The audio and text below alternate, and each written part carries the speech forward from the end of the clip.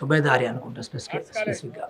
Arts but arts కాలేజ్కి అందరూ వస్తారు కదా, సుబేదారి నుంచి, ఎక్సైజ్ కాలనీ నుంచి, రెవెన్యూ కాలనీ నుంచి. But what ever, good morning to all of you. మేము గత 4-5 నెలల క్రితం కూడా ఇదే స్పాట్ల నుంచి మాట్లాడాము. అప్పుడు సందర్భము అసెంబ్లీ ఎలక్షన్స్. అప్పుడు తీర్పు కావాల్సింది గత 10 సంవత్సరాలు, అప్పటికి 9.5 సంవత్సరాలుగా బీఆర్ఎస్ పరిపాలన మీద మ్యాండేట్, బీఆర్ఎస్ పరిపాలన మీద తీర్పు ఇవ్వాల్సిన అవసరం ఉండింది. అందుకని అప్పుడు ఆ సందర్భంలో assembly, state government, BRS government ఫోకస్లో మాట్లాడాము. ఇప్పుడు పార్లమెంట్ ఎలక్షన్స్ వచ్చినాయి. మీ అందరికీ తెలుసు, నేను పెద్దగా ఎక్స్ప్లెయిన్ చేయాల్సిన అవసరం లేదు. This is about central government, which party has to be ruled. గత 10 సంవత్సరాల నుంచి బీజేపీ రూల్ చేస్తుంది కాబట్టి, నరేంద్ర మోడీ గారు రూల్ చేస్తున్నారు కాబట్టి, వారి పరిపాలన గురించి చెప్పాల్సిన సమయం వచ్చింది.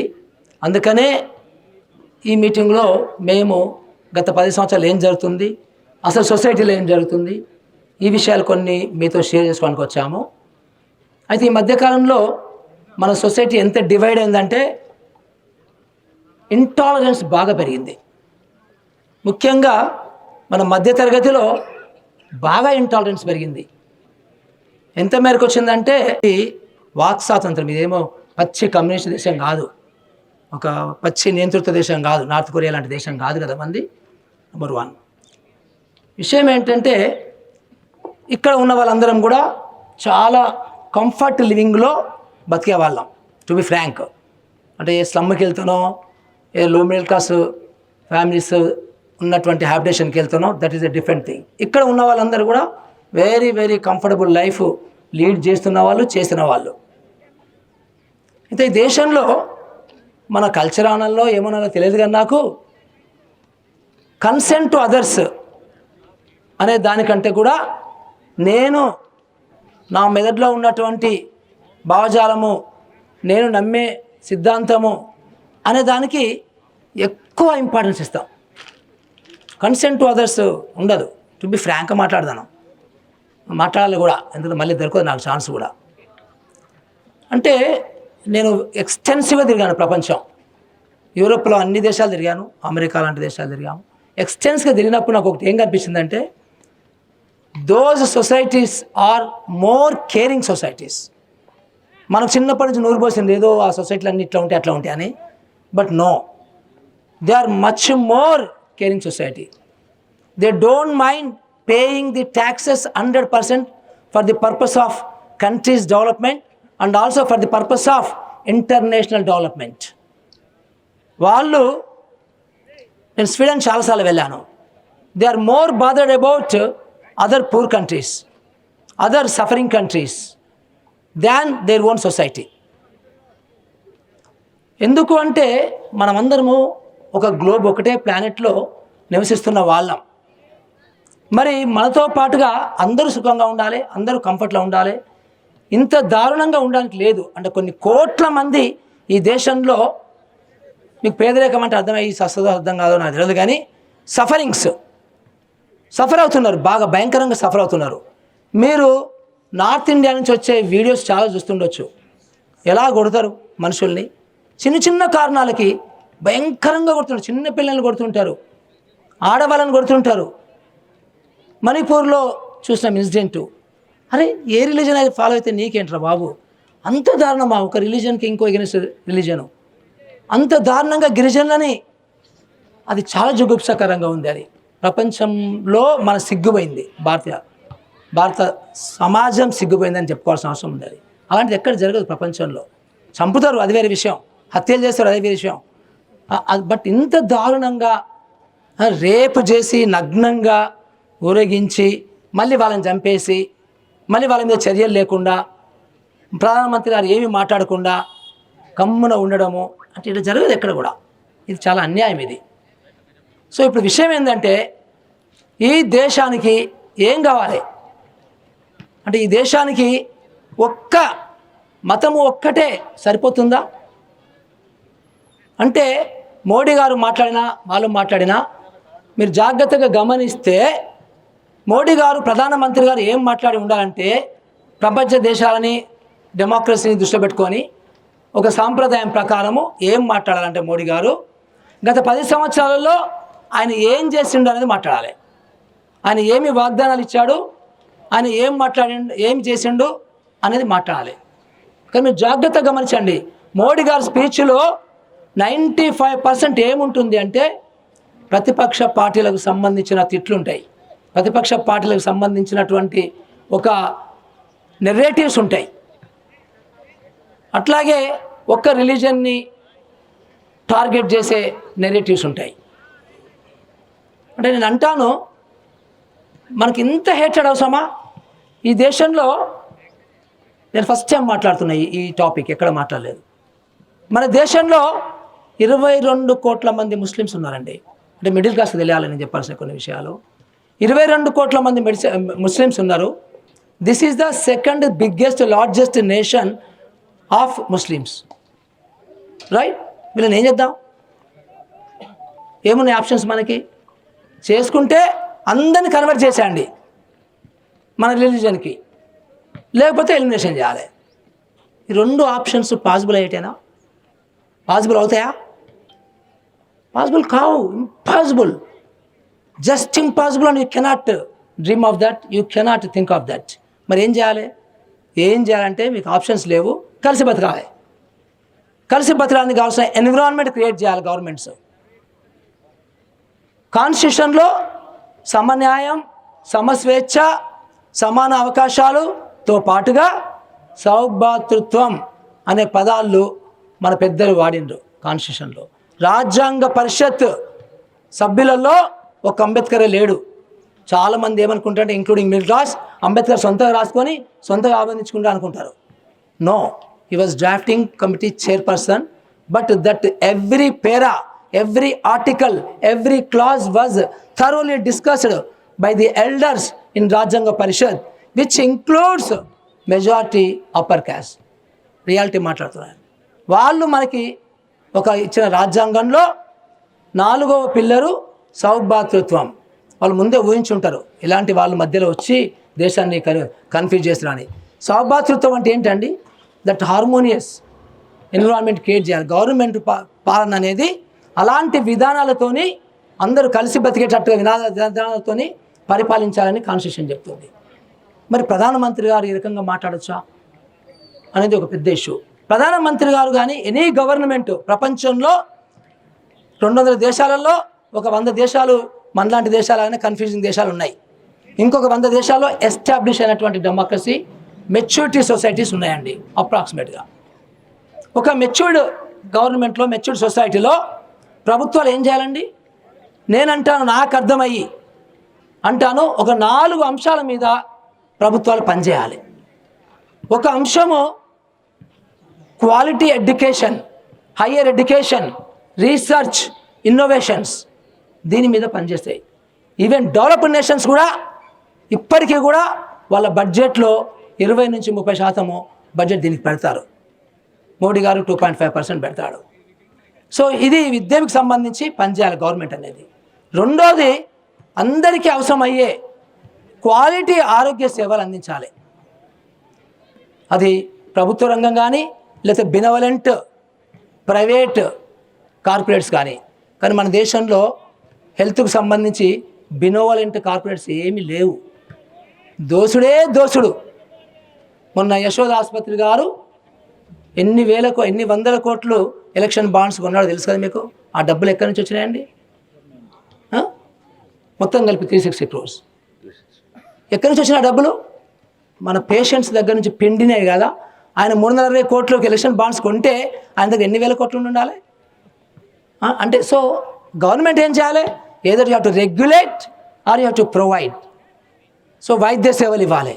మూడవది లైవ్లీహుడ్స్, ఉపాధి, ఉద్యోగాలు. ఇది చేయాలి గవర్నమెంట్. ఏ గవర్నమెంట్ అని ఇదే చేస్తుంది ప్రపంచంలో. Any government based on these things only they will assess the quality of the governance. నాలుగవది, మనందరికీ తిండి పెట్టేది. 60% జనాభా డిపెండ్ అయ్యే రంగము వ్యవసాయ రంగము. ఈ 4 మీరు చెప్పండి, ఈ 4 ప్రియారిటీ ఇయర్సా కాదా చెప్పండి నాకు. దాని తర్వాత నేను ప్రొసీడ్ అవుతా. ఈ 4 విద్య, క్వాలిటీ వైద్య సేవలు, ఉపాధి, జాబ్స్ అండ్ అగ్రికల్చర్, ఈ 4 రంగాలు హైయెస్ట్ ప్రియారిటీయా కాదా? సార్ డిఫెన్స్ పక్కన పెట్టండి, డిఫెన్స్ ఈజ్ కమ్స్ టాప్, అది పక్కన పెట్టండి, that is a basic thing, but దాంట్లో మనకు డోకా ఏం లేదు. ఈ 4 ప్రాధాన్యత ఏరియాలు అవునా కాదా చెప్పండి. అవును అన్నలు చేతండి అబ్బా ప్లీజ్, అవును కదా. సో ఇక్కడ మనం ఆగుదాం. మరి ఈ 4 అంశాలకు సంబంధించి మోడీ గారు కానీ, అమిత్ షా గారు కానీ, ఎనీ క్యాబినెట్ మంత్రి కానీ, వాళ్ళ సెక్రటరీలు కానీ ఈ 4 అంశాల గురించి మాట్లాడతారా? వాళ్ళ స్పీచ్ని మీరు జాగ్రత్తగా గమనించండి. నిన్నటికి నిన్న ఒక అడ్వర్టైజ్మెంట్ ఇచ్చారు. ఆ అడ్వర్టైజ్మెంట్లో అసలు ఇలాంటి అంశాలకి మాకు సంబంధం లేదు, ఇది ఇంకెవరో చేయాలి అని చెప్పేసి యువత గోస, రైతుల గోస, ఇండ్లు ఏమైనవి అని మోడీ గారి గవర్నమెంటే, మోడీ గారి పార్టీనే ఒక నిన్నటి పేపర్లో అడ్వర్టైజ్మెంట్స్ వచ్చినాయి చూడండి ఒకసారి మీరు.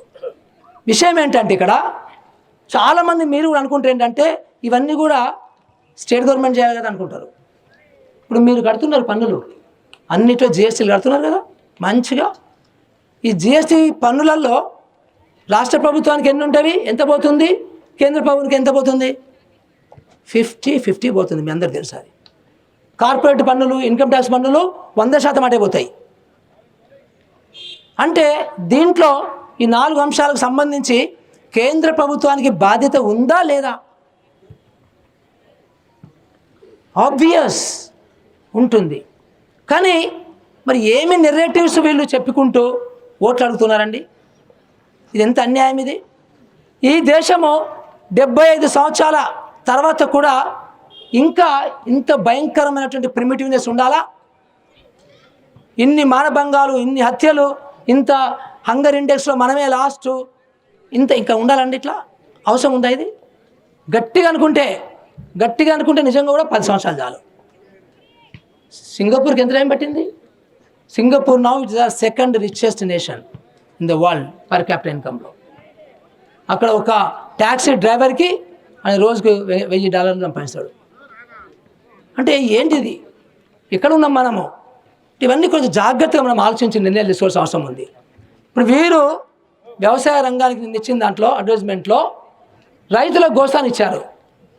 మరి రైతులని వ్యవసాయాన్ని పట్టించుకునేది బాధ్యత మోడీ గారికి ఉందా లేదా, కేంద్ర ప్రభుత్వానికి ఉందా లేదా అంటున్నాను. చాలామంది ఇక్కడ ఉన్న వాళ్ళు అడుగుతారు ఏంటంటే, మురళీ సార్ వీళ్ళ గురించి మాట్లాడుతుండే 10 సంవత్సరాల గురించి, అంతకుముందు 40, 50, 60 సంవత్సరాలు పనిచేసింది కదా, వాళ్ళ గురించి మాట్లాడతలేరు ఏంది అని అంటారు. గ్యారంటీ అంటారు. తెలుసు ఎవరంటారు, సపోర్టర్స్ అంటారు, సహజంగా బీజేపీ సపోర్టర్స్. నేను అంటాను 5 సంవత్సరాలకు ఒకసారి మనము ఓట్లేసేటప్పుడు గత 5 సంవత్సరాలు ఎవరు పరిపాలించిండ్రు అని అనుకొని ఓటేస్తామా, లేకపోతే ఇంకొకసారి అనుకుంటే ఇంకొక ఛాన్స్ ఇద్దాంలే అని 10 సంవత్సరాలు ఇస్తాం. That's the usual tendency of voters. But 10 సంవత్సరాలు అయిపోయింది. ఇప్పుడు ఈ 10 సంవత్సరాల పాలన గురించి మాట్లాడాలన్నా, అయితే ఇప్పటికీ కూడా ఇంకా అంతకుముందు 60 సంవత్సరాల గురించి మాట్లాడినా, అంతకుముందు 65 సంవత్సరాలు వాడికి సరిగ్గా చేయలేదు కాబట్టి మనం ఊసి చేసి మీకు ఇచ్చిన అవకాశము. ఎస్, ప్రజలు they are very correct. But మీరేం చేస్తున్నారు? ఈయన ఏమన్నారు మహానుభావుడు? అది నేను ఆ విదేశీ నల్లధనం గురించి 15 లక్షల గురించి మాట్లాడాను. బట్ ఈ 4 పాయింట్లలో ఇంపార్టెంట్ పాయింట్ ఉపాధి గురించి, సంవత్సరానికి 2 కోట్ల ఉద్యోగాలు నేను కల్పిస్తాను, నన్ను ప్రధానమంత్రిని చేస్తే అని చెప్పారు. మరి ఆ ప్రధానమంత్రి గారు ఆ చెప్పిన ఆ 2 కోట్ల ఉద్యోగాలు అంటే 20 కోట్ల ఉద్యోగాలే. ఈ దేశంలో 700 జిల్లాలు ఉన్నవి. ఈ 10 సంవత్సరాలలో మీ జిల్లా వరంగల్ హన్మకొండ జిల్లా కూడా 2,85,000 ఉద్యోగాలు కావాలి, వచ్చి ఉండాలి బై దిస్ టైం. ఎక్కడ మనకు కనబడుతున్నాయా ఇలాంటి ఉద్యోగం? కనబడవు మనకి. దాని గురించి మాట్లాడరు. మొన్న 3-4 డేస్ బ్యాక్ తెలంగాణలో బీజేపీ సంక్షేమ విజయాలని రాశారు. అందులో ఈయన చేసిన ప్రామిస్లో ఆ ఉద్యోగాల గురించి రాయాలి కదండి. మరి ఎన్ని క్రియేట్ చేసింది అనేది రాయలేదు. అట్లాగే ఎన్ని ఇండ్లు కట్టినరో రాయాలి కదా, దాంట్లో పేదలకు ఎన్ని ఇండ్లు కట్టారనేది రాయలేదు. నిన్న ఇచ్చిన దాంట్లో దగాపడ్డ యువత అని హెడ్డింగ్ పెట్టి వచ్చింది నిన్న అడ్వర్టైజ్మెంట్లో. అంటే యువత దగా పడడంలో ఈయన పాత్ర లేదంటారా? బీజేపీ పాత్ర లేదంటారా? 20 కోట్ల ఉద్యోగాలు మరి సృష్టించగలిగితే, 10 కోట్ల ఉద్యోగాలను సృష్టించగలిగితే ఇంత దారుణంగా నిరుద్యోగ పరిస్థితి ఉండేదా ఈ దేశంలో? అంటే ఎవరిని బ్లేమ్ చేయాలి? అంటే ఇప్పుడు నీ గమ్మత్తు, నేను అడ్వర్టైజ్మెంట్లో దగపడ్డ యువత అని బీజేపీ అడ్వర్టైజ్మెంట్ ఇస్తే, అంటే యాజ్ సచ్ మాకేం సంబంధం లేదు కేంద్ర ప్రభుత్వానికి, ఇదంతా కూడా రాష్ట్ర ప్రభుత్వాలు చేయాలి అనే దాంట్లో ఉన్నది నెరేటివ్. అంటే ఎంత మిస్లీడ్ చేస్తున్నాడు అనేది. దగపడ్డ రైతులు అని ఇస్తాడు. దగపడ్డ రైతులు అంటే మరి లక్షల మంది రైతులు లెడ్ బై పంజాబ్ రైతులు ఎందుకు 1 ఇయర్ పాటు ఆ రోడ్ల మీద అక్కడే వండుకొని, అక్కడే ఎండకు ఎండి, వానకు తడిసి, చలికి వనికి ఒక 1 ఇయర్ ఉన్న తర్వాత ఏదైతే మోడీ గారు కార్పొరేట్ వ్యవసాయం వైపు తీసుకెళ్దామని అనుకున్నారో దాన్ని రైతులు అపోజ్ చేశారు. అదే మోడీ గారు తప్పైంది అని నల్ల చట్టాలని రివర్ట్ చేసుకున్నాడు. ఆ రోజు స్వామినాథన్ గొప్ప వ్యవసాయ శాస్త్రవేత్త, మనందరికీ తెలుసు. గొప్ప వ్యవసాయ శాస్త్రవేత్తకి ఈ మధ్యలో భారతరత్న ఇచ్చారు, థ్యాంక్స్ టు మోడీ గారు. మరి అంత గొప్ప శాస్త్రవేత్త, వ్యవసాయ శాస్త్రవేత్త, ఎకనమిస్టు, అగ్రికల్చర్ ఎకనమిస్టు రికమెండ్ చేసినటువంటి, స్వామినాథన్ కమిషన్ రికమెండ్ చేసినటువంటి ఒక్క సూచన ఇంప్లిమెంట్ చేశారా వీళ్ళు? ఆయనే అన్నారు, ఆ రిపీల్ చేసినప్పుడు, ఆ చట్టాన్ని రిపీల్ చేసినప్పుడు రైతులకి భరోసా ఇచ్చుకుంటూ మేము డెఫినెట్గా ఎగ్జామిన్ చేస్తాము, స్వామినాథన్ రికమెండ్ చేసినటువంటి సూచనల్ని, రికమెండేషన్స్ని మేము అమలు చేయడానికి ప్రయత్నం చేస్తాము అని కమిట్ అయ్యారు. దాని తర్వాత 2 సంవత్సరాలు అయిపోయింది, ఏం మాట్లాడరు దాని గురించి. ఇప్పుడు ఏమంటారు? నిన్న అడ్వర్టైజ్మెంట్లో దగా పడ్డ రైతులు అంటారు. ఇప్పుడు కనీసం మద్దతు ధర కొన్ని పంటలకి గవర్నమెంట్ ఆఫ్ ఇండియా డిక్లేర్ చేస్తుంది, థ్యాంక్స్. అది ఎప్పటి నుంచో సాంప్రదాయం వస్తుంది, ఓకే. బట్ ఎక్కడ ఆ కొనే యంత్రాంగం ఎక్కడ? అన్లెస్ మీరు రైతులు పండించిన పంటలను కొనడం మొదలు పెడితే తప్ప, ఒక మద్దతు ధరతో కొనడం మొదలు పెడితే తప్ప, రాష్ట్ర ప్రభుత్వము కేంద్ర ప్రభుత్వం రెండూ కలిసి మొదలు పెడితే తప్ప, ఈ దళారులు అనే వాళ్ళు మన దేశంలో అన్ని రంగాలలో దళారులు ఉంటాయి, మాఫియాలు ఉంటాయి. ఈ దళారులు, ఈ మాఫియాలు జలగల్లాగా రైతులను పీడిస్తారు. మరి రైతులను పీడించకుండా ఉండాలంటే ఒక కార్పస్ ఫండ్ ఉండాలి. కొనడం స్టార్ట్ చేస్తే అప్పుడు ఆ దళారులు కూడా ఈ రేటు, గవర్నమెంట్ డిక్లరేషన్ రేటుకి అబైడ్ అవుతారు. అలాంటి యంత్రాంగం ఉందా ఇప్పుడు? మరి దగపడ్డ రైతులని బీజేపీ అడ్వర్టైజ్మెంట్ ఎట్టిస్తుంది?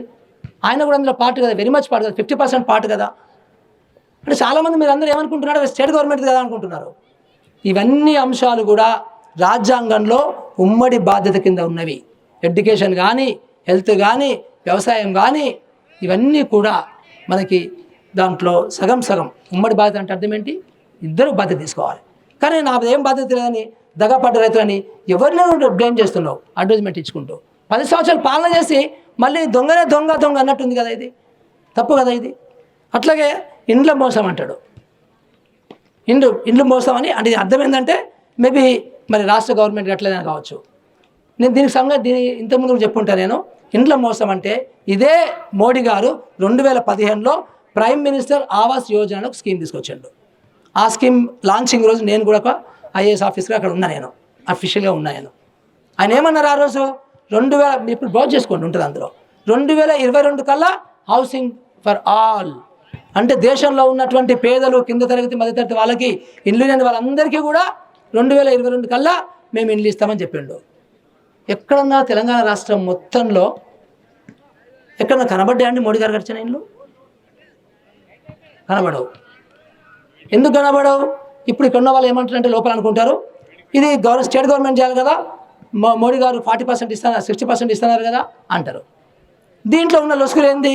75,000 రూపాయలు యూనిట్ కాస్ట్ గత 9 సంవత్సరాల నుంచి పెరిగితే ఇప్పుడు ఈ మధ్యన ఇంకొక 25,000 30,000 పెంచుంటాడు.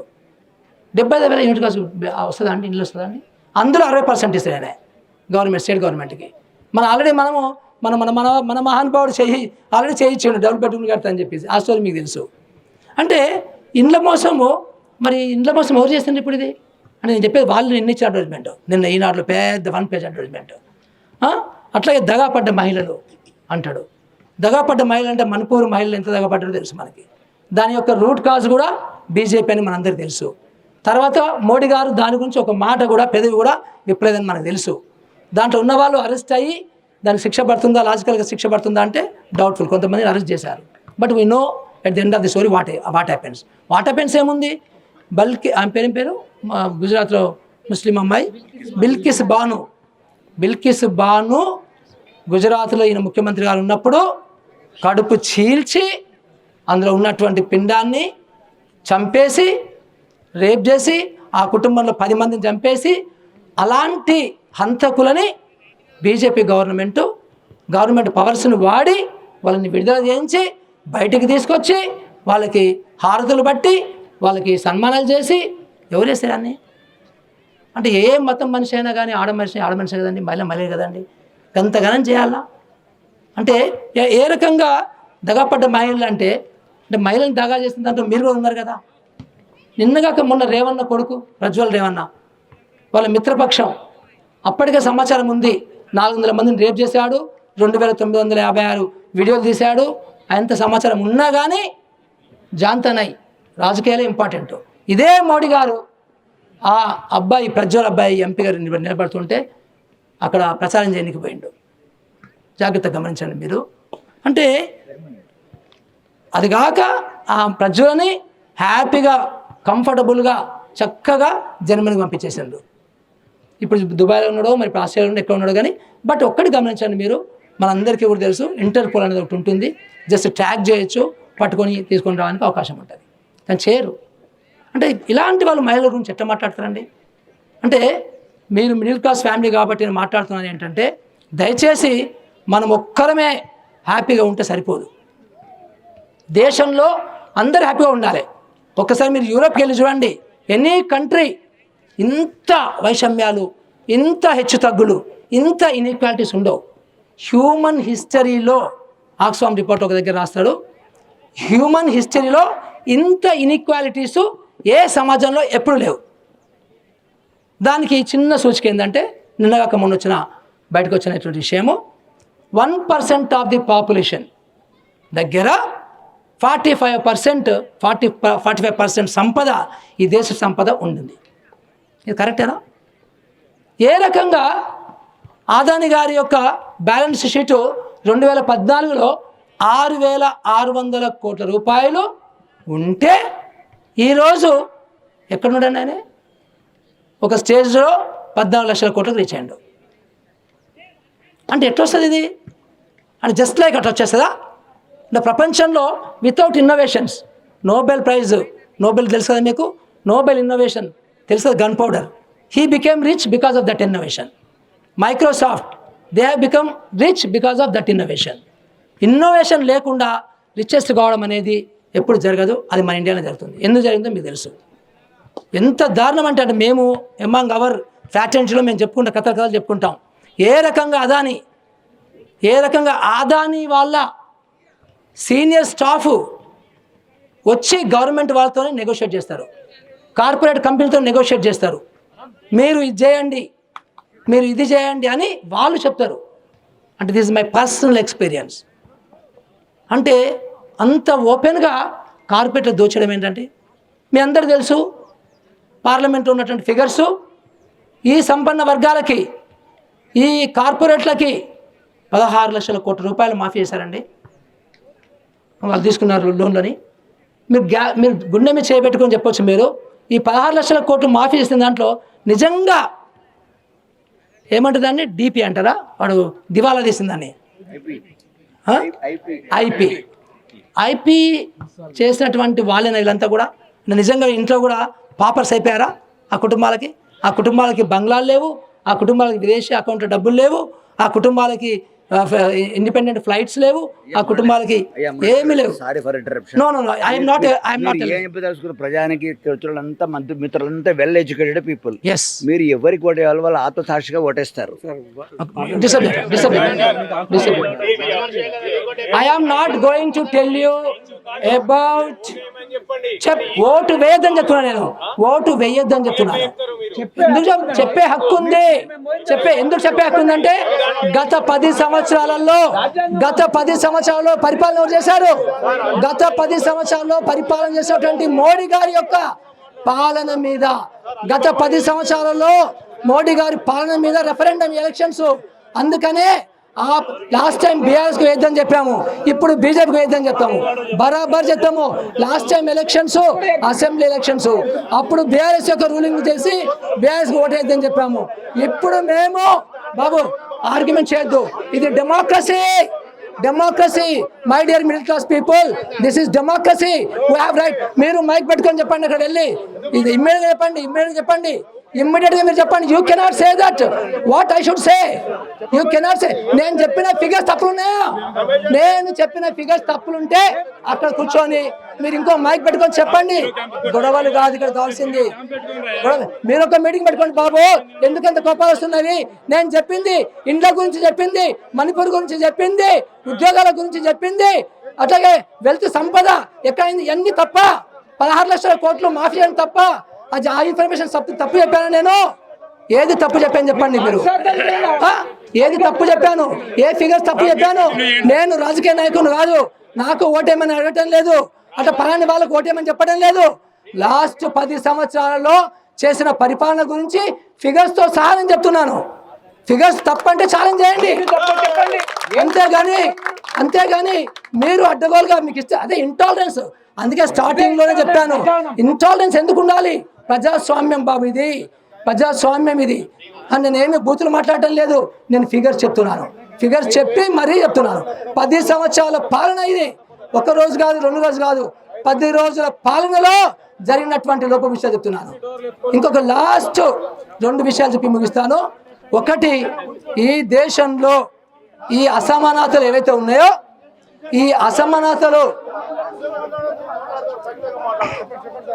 ఈ దేశంలో అసమానతలకి రకరకాల కారణాలు ఉన్నవి. ఈ దేశంలో మెజారిటీ ప్రజలు బ్యాక్వర్డ్ క్లాస్కి చెందినటువంటి బీసీ వర్గాలు. మన గౌడ్లు, ముదిరాజులు, పద్మశాలీలు, ముండూరు కాపులు, మంగళోళ్ళు, కుమ్మరోళ్ళు, శాఖలోళ్ళు, వీళ్ళకు సంబంధించినటువంటి మెజారిటీ జనాభా. ఈ జనాభాలో కూడా ఎస్సీ ఎస్టీస్ లాగానే పావర్టీ ఉంది. ఓసీలో కూడా పావర్టీ ఉంది, తక్కువ పావర్టీ ఉంటుంది డెఫినెట్గా. బీసీలలో ఎక్కువ పావర్టీ ఉంటుంది, ఎస్సీ ఎస్టీలో ఇంకెక్కువ పావర్టీ ఉంటుంది. ఈ బీసీల పావర్టీకి బీసీలకు సంబంధించినటువంటి ఆర్థిక పరిస్థితి ఎట్లా ఉంది, బీసీలకు సంబంధించిన ఆస్తుల పరిస్థితి ఎట్లా ఉంది, వనరుల పరిస్థితి ఎట్లా ఉంది, ఇవన్నీ కూడా బయటికి రావాలంటే కులగణన చేయాలి. ఏ రాష్ట్రంలో, ఏ జిల్లాలో ఏ కులం వాళ్ళు బ్యాక్వర్డ్ ఉన్నారనేది తెలియాలంటే, వాళ్ళ వృత్తుల పరిస్థితి తెలియాలంటే కులగణన చేయాలని మాలాంటి పౌర సంఘాల వాళ్ళు అడుగుతున్నాం, డిమాండ్ చేస్తున్నాం.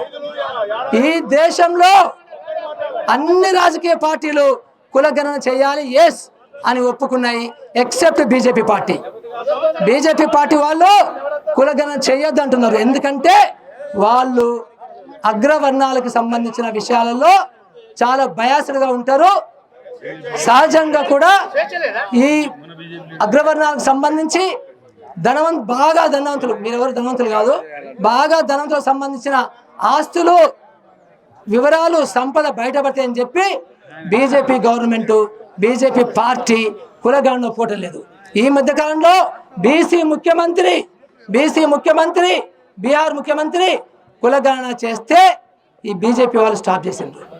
ఇదే ప్రధానమంత్రి అఫీషియల్గా వాళ్ళ సొలిసిటర్ జనరల్ని సుప్రీంకోర్టుకు పంపించి సుప్రీంకోర్టులో అఫిడవిట్ వేసిండు. ఏమని అఫిడవిట్లు ఏముందయ్యా అంటే, కులగణన చేస్తేనట మన కులాలు అందరం కలిసి కొట్టుకుంటామట. కులాలు ఉన్నాయా లేవా? కులాలు ఉన్నాయి కదా, ఎవరైనా లేవంటే మన official statement of the government in United nations ఏంటంటే, మాకు అన్టచబిలిటీ లేదు, మాకు డిస్క్రిమినేషన్స్ లేవు, మేమంతా హ్యాపీగా ఉన్నామని చెప్తున్నారు. అది వేరే విషయము. బట్ కులాలని రియాలిటీ కదా ఇది. మరి నిజంగా కూడా కులగణన చేస్తే బీజేపీ అక్కడ బీహార్లో చేసిండ్రు కులగణన, కొట్టుకున్నారు ఎవరన్నా అంటే. ఆ ఎక్స్పీరియన్స్ అయిన తర్వాత కూడా ఇప్పుడు కూడా సుప్రీంకోర్టులో అఫిడవిట్ ఏం చెప్తుందంటే, కేంద్ర ప్రభుత్వం బీజేపీ గవర్నమెంట్ది కులగణన చేయొద్దు, కులగణన చేయాల్సిన అవసరమే లేదు, కులగణన చేయడం ఇంపాసిబుల్, కులగణన చేస్తే వైషమ్యాలు పెరుగుతాయి అనే స్టేట్మెంట్ ఇచ్చి కులగణనకి ఆపోజిట్లో ఉన్నారు వీళ్ళు. అంటే ఇవన్నీ విషయాలు ఏం చెప్తున్నాయి మీకు?